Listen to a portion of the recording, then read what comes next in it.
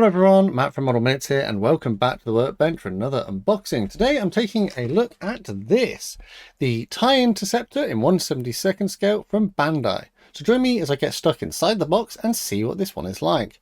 So on the outside of the box then we can see that we've got this, pretty cool image of the Tie Interceptor and the second Death Star, I presume, in the background. Down here on the bottom left, it says this is part of the Bandai Spirits range from 2016 and was made in Japan. We also have Bandai Namco at the top and the blue Bandai logo, so that kind of dates the production of this one. If we flip over to the thin edge, you can see it's ever so slightly dusty. It has been on my shelf for a little while, so I'll just get rid of that. And here we have some images of the completed model kit by the looks of it, and it tells us that we have a stand included. We do have lots of licensing information, and you can see that this was redistributed, or distributed on the whole, by Revell. We have a product code of 01212 there. Flipping over to the other edge, we have some more images of the model kit that's included, as well as the different features, such as the canopy framework. We have stickers or decals included, we have pilot figure, we have lasers as well. So there's quite a lot going on inside of this box. And then the thin edges just feature the same kind of thing we've already seen, so you can identify it on the shelf. The rear of the box doesn't feature anything, and you can see I've already had it open because I love to have a look at my kits. All of the plastic sprues come bagged, but the first thing we're going to do is look at the instructions. The instructions come in this glossy full colour booklet and naturally feature a variety of different languages. If we open it up, we can see that we have a sprue map and also an index to kind of the different stages by the looks of it of the build based on the bag number. So there's 3 bags, so each one refers to which parts or which bag you're going to need. And then by the looks of it, we do have some information about don't cut things away from the sprue until you're ready to build it, because they'll get lost, no doubt. It is always worth taking a moment to read through the different instructions. You can see that we have got some decals that can go on of our pilot figure, who then gets added onto the kind of internal area of the cockpit, and then that gets all built inside of the model kit itself here. So let's open it up. So the assembly stages here, they become primarily black and white, but there are helpful little notes and things telling you to check the fit and things.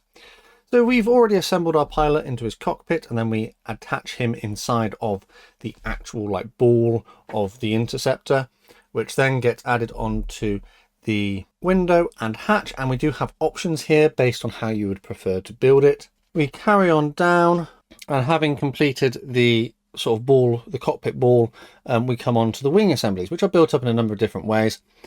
Which will give you the opportunity to paint things more accurately and then attach them if you would prefer.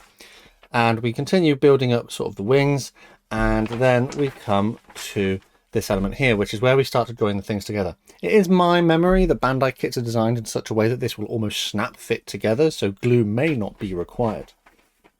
And then we come down to the display stand. So the display stand has what appears to be part of the Death Star surface, and the arm has this support bracket which allows you to position it in a couple of different ways. Coming towards the end, we have our green lasers which can be added onto any of the 4 mounting points for it. And we do have some notes here that the display stands, if you buy other kits in this range, can be joined together. Yeah, fairly straightforward instructions, I would say. And if we flip over to the back, you can see our decal or sticker placement instructions depending on your preference. So there's quite a lot going on inside of the cockpit, and there's a few bits and pieces on the outside as well. Generally speaking, it would appear that the overall color is a gray with black for the sort of radiation panels, and a few little bits and pieces can be picked out different colors. We do have color call outs here, again in different languages. Perhaps there's a lot going on in the instructions, so definitely worth taking your time to have a read of them. That then brings us onto our 3 bags. As mentioned, the 3 bags make up the different kind of elements of the kit. So what we'll do is we'll look at bag 1. So this should make up our cockpit ball. Inside of this bag, we had our stickers. So these are peel and stick kind of stickers, if you prefer to build your model that way. You can see they're printed to a reasonably nice quality, but they are a little bit thicker. So I would probably prefer to use the waterslide decals, but they have been cut quite neatly. So you know, if you prefer to use stickers, that is an option that's presented in this kit. The clear parts then are lovely. They're really nice. They are molded to a wonderful quality. They are crystal clear. There's no flash. The framework is reasonably sort of proud from the surface. So if you wanted to mask this and paint it, that option would be available to you by cutting along sort of the frame lines with your masking tape. Yeah, so that's pretty nice. That's quite nicely done. Lots of little bits of detail. Even on the inside, there's little bits and pieces as well. So yeah, that's good. The other two sprues here then are molded in the sort of dark grey colour. These contain the main cockpit ball and the other elements that go around the outside of the wings. And yeah, look at the detail. So the moulding is nice and crisp. The plastic doesn't feel greasy. It's a little bit dense with a little bit of flex to it, but the level of detail on there is really nice. There is a slight scuff on the plastic here. On mine, I guess that's where the parts have rubbed up against each other, but that should, if I put a primer on there, I'm sure you won't even notice it. Small details are quite nicely reproduced, and internally you can see like ejector pin marks aren't really on the plastic parts, and we have our mounting parts for our other things. So this is like almost like a snap fit kit. It should go together quite nicely. But yeah, look at the nice little details that they've reproduced on here. So that's that one. This is the other half of our cockpit, and you can see again the level of detail reproduced here is really nice, especially on this component. Lots of little pipes and things. Very nice. I do enjoy Bandai kits. They're always molded to a lovely quality. Right, so that's that one. So this one contains 3 sprues by the looks of it. First up, we have this fluorescent green, which represents our lasers. So if you want this in a like dramatic pose, these lasers can be installed. They are a little bit more flexible compared to the other ones. It's more like a rubbery plastic, but you know, it retains its shape. But then again, that's molded to a really nice quality. It's almost like a live edge plastic, so if you look down it sort of almost glows. I think my camera is struggling a little bit to pick it up because it's quite vibrant. That's pretty cool. We have a black sprue which contains our like solar radiation panels for the TIE fighter and our cockpit external if you prefer to use this one. I don't think that one goes over that, does it? No, I don't think it goes over it. Yeah, so it does say that you can either install this one or that one, but I don't think there's any clear parts that go in that. Maybe it's for doing your own glazing if you'd prefer. Personally, I'll probably just go for that one and mask it. And we have a pilot figure, which is nicely reproduced, sitting there ready to fly the ship. Maybe a very tiny mold seam down the edge, but it's like basically not noticeable. This is like a silhouette that sort of shows the scale if you put it next to your figure. But the sort of grille work on these radiation panels is really nice, and it's the same on both sides. Very cool. There is a hole in the back of the figure, but you're not going to see that if you install him in his chair. And then this is the sort of support struts for the wings, which again, molded to a very nice quality. Check out the detail on that. No flash. Very crisply molded. These Bandai kits are always like so beautiful to look at with their level of detail and also just how crisp they are. That then brings us to the final bag. So in here we have been provided our waterslide decals. So let's have a look at those. You can see that they are printed to a lovely quality. I would say that they are probably better quality than the stickers.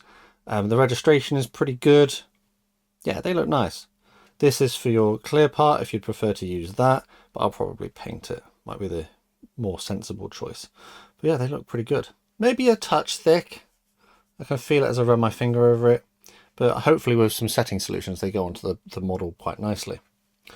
And then the other parts we had some more elements of the cockpit by the looks of it. I think these are like your internal surfaces.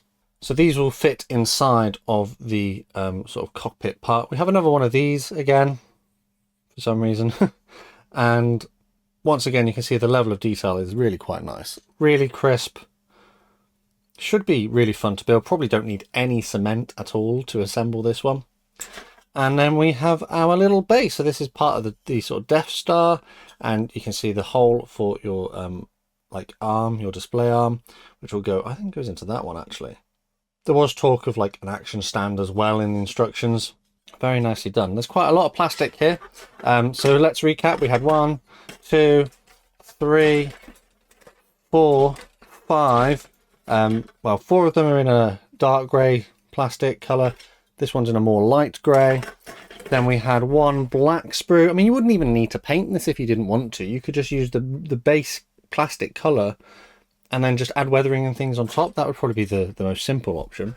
That's what I did with my R2-D2 and BB-8 some time ago. 1 clear sprue, which is lovely as well. We had green laser blasts. And then we had the choice of stickers or waterslide decals, if you would prefer. And then to top it all off, we've got our nice glossy instruction booklet, which looks reasonably easy to follow, but I would take a few minutes to just sit down and read it all the way through, just to make sure I don't make mistakes. Of course, that all comes contained within this lovely box, which no doubt would make you want to pick it up off of the shop shelf. So as we discussed, this appears to be part of the Bandai Spirits range from 2016. And as far as I can tell, that was when this was tooled.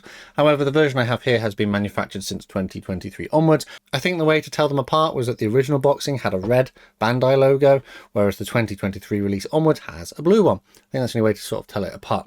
If you remember, there was a Revell logo on the side, which is Revell distributing them. So I went on the Revell website to look for the recommended retail price. And at the moment, for the UK market, it's retailing for £59.99, which you might think is a bit steep for a 1/72nd scale kit, but I think that's probably encompassing elements of licensing and redistribution costs.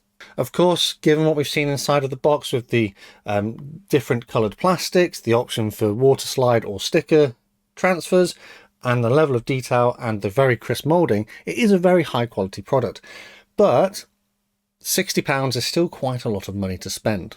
Of course, if you're willing to pay that much for a modelled kit like this, and Revell seems to think that that's the price that it should be, then, you know, by all means, go for it. However, I would always suggest shopping around and having a look to see if you can get it cheaper, because it does go on sale a little bit cheaper in a few other places, which would be my recommendation. And with that, I think it's probably time to wrap this one up here. Let me know down in the comments what you thought of my unboxing review and whether my assessment of this kit was fair.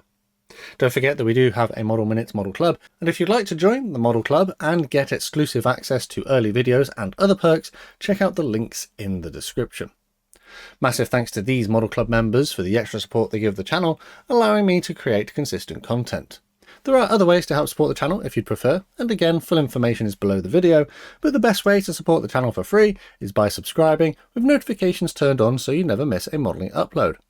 Finally though, last thing to say is a massive thank you to you for watching this one, and I'll see you on the workbench again next time.